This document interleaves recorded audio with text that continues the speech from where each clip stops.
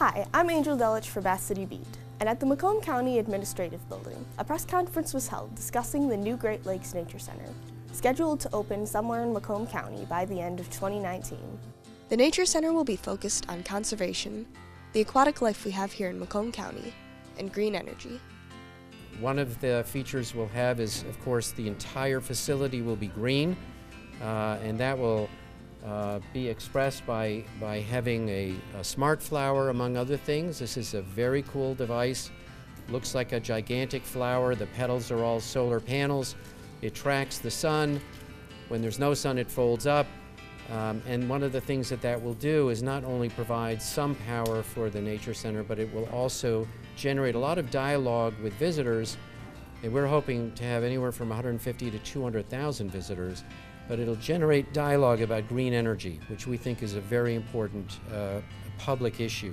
We'll have quite a few different types of animals. So we'll have some small mammals, we'll have all sorts of different birds. Most of those would be rescues that are not releasable.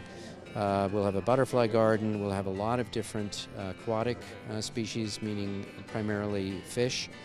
The Great Lakes has about 60 species of endangered or threatened fish. So there's a lot of help that's needed with a lot of those species, and we'll be highlighting a lot of that as well. And of course we'll have turtles like the Blandings turtle, which we've already been involved in some release programs back into the wild. And a lot of amphibians that are threatened or endangered. So there'll be quite a bit of live animals, which is something you generally don't see a lot of at nature centers.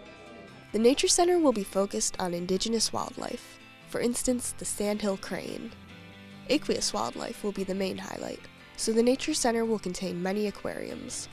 It will require a plot of land with an area of about 20,000 square feet, much larger than the average nature center.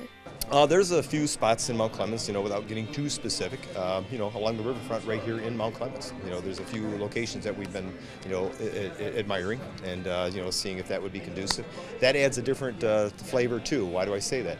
If something like that were to come here and there was property that was conducive and it really fit, the plan, it would also then enhance, economic development within that community as well. So that's another element of, the thought process. Could this really enhance the community's wealth moving forward too? But ultimately, it has to be something that adds tremendous value to the project itself. So that's first and foremost.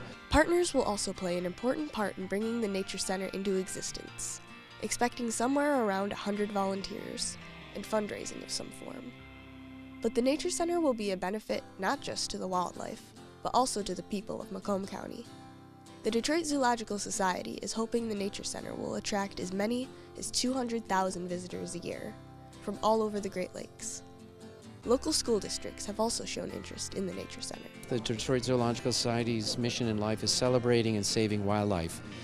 And we think that the Great Lakes and Macomb County especially are so important in terms of freshwater ecosystems and the conservation and protection of those ecosystems.